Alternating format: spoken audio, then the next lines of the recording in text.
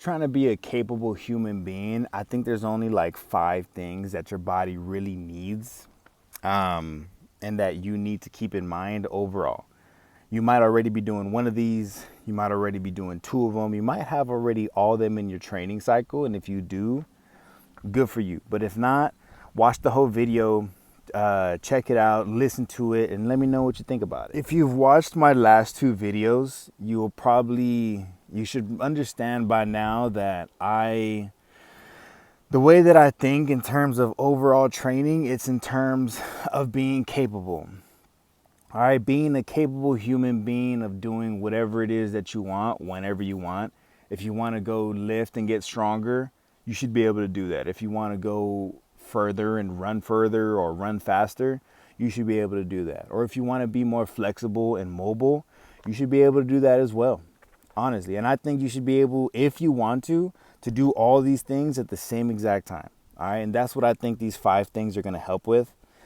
If you keep them in mind, I really think that your overall training cycle, especially if you're trying to be a capable human of doing all these things together, is really going to help. So the first one, I think, is strength. I think being able to be strong and being able to have strength is important, which is where the bodybuilding, powerlifting, even CrossFit kind of mindset, kind of idea comes into play.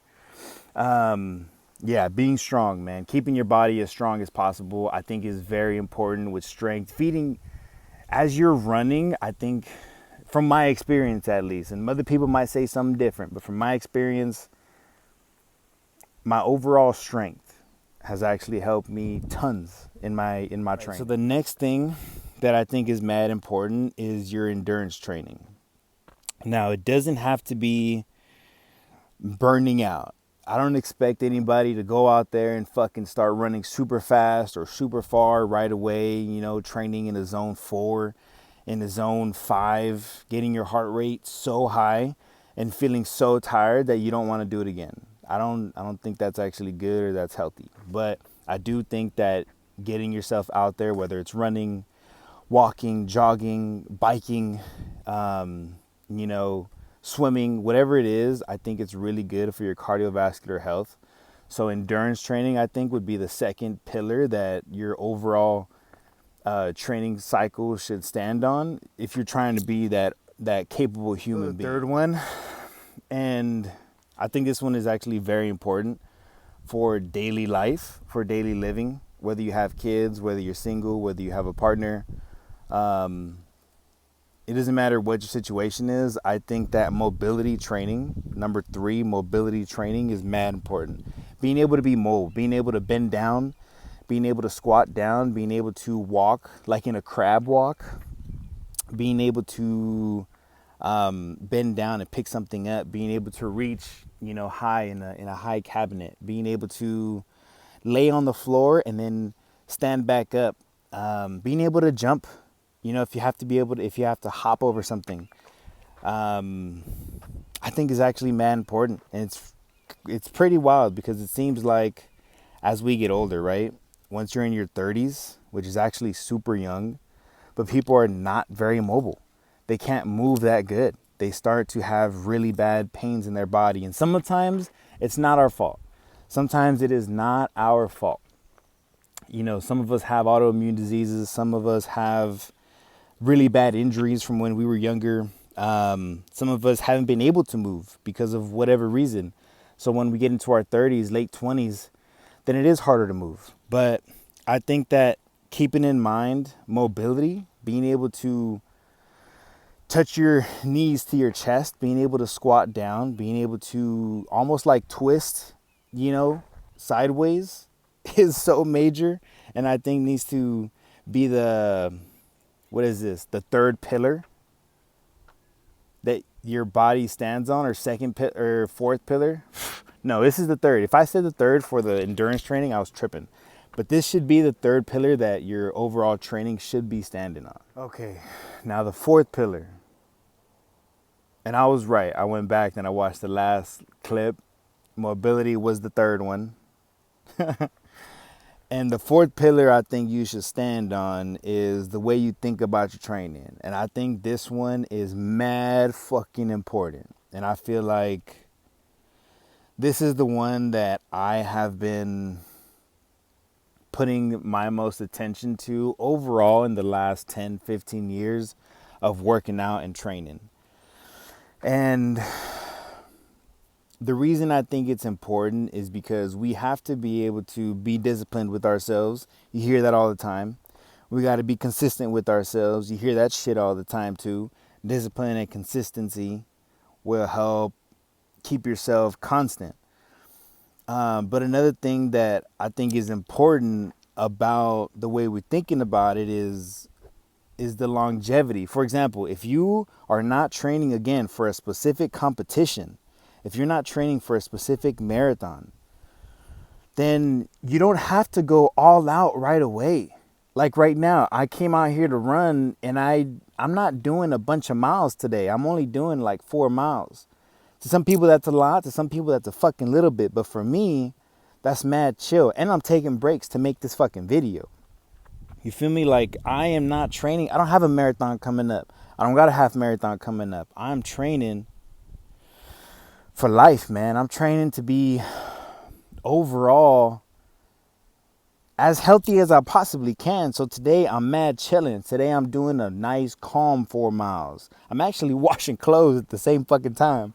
So I'll put in the load in and then I go run and then I do a little bit of stretching. I'll swap the load out, put it in the dryer. Now I'm over here running again. You feel me? Like the way we think about our training is fucking important. Not being too much too fast. There is such thing as too little, but that just, I feel like if you're feeling like things get too easy, then maybe you got to step it up. But just the thought process, man. The fourth pillar is the way we think about our training, is what kind of mindset we have day to day when we go and we work out. Now the fifth pillar, number 5, I actually hit on it in the fourth pillar. But the fifth pillar, I think, is just, and this goes in terms of being a capable, long-living, healthy human being. And that's what this fifth pillar is going to hold up. I think it's living longer, man. The fifth pillar should be, it kind of goes into mindset, but it's like, it's just living just the longevity of life. You know, if you're trying to live long, if you're trying to be able to run, be able to be, have some pretty solid strength. If you want to be able to bend down, squat down, lay on the floor, and then stand back up. If you want to be able to step high, being mobile. If you want to have all these things, man, you want to be able to do it all. I think the mindset really has to include, I think the fifth pillar needs to be living longer. That's the fifth thing. Have the want, have the need, have the idea in your mind that I'm going to live as long as I possibly can. I don't think I don't think it's possible to live forever. I don't think that's in a way good either, but to live as long as we possibly can, feeling as good as we possibly can. I think that is the fifth pillar. So these are the 5 pillars that I think are mad important. Your strength training, your endurance training, mobility, the way you think about things, and having the idea that we're trying to live as long as we possibly can, feeling as good as we possibly can for as long as we live. And we're not perfect. We're not perfect at all. I'm not perfect. I don't do all these things every single day. I try to incorporate them all once a week. Even just in the thought process is kind of solid. I feel like the way that we think about it and keeping in mind that we're trying to do this for a long time, I think that helps me with the way that I train. I'm not trying to go too hard in one single day, unless that's what the workout calls for. Because there are some days where I'm fucking going ham, and then I gotta take about a day or two break. But I take the day or two break because again, I'm thinking about this as a long life thing. If my body's hurting and I'm not feeling good, maybe I need to take a break and stretch more. Maybe I need to sleep better. Maybe I need to recover better. Maybe I gotta take some supplements. You know, maybe I need to incorporate some sort of recovery process in my training. You know, if there was a sixth pillar, I think it'd be recovery. That might be another video that I'm talk about. Or I'm probably gonna make another video talking about recovery and training, because I think if we're talking about being capable humans, I think recovery is so fucking important when it comes to supplements, when it comes to stretching, when it comes to like physical therapy. I think that shit is super important actually. But yeah, right now we're just talking about the 5 that I just talked about, which I think are mad important. So keep all that in mind, man. Keep it in mind in your training. Keep it in mind week by week. Take your time. There's no rush. You know, just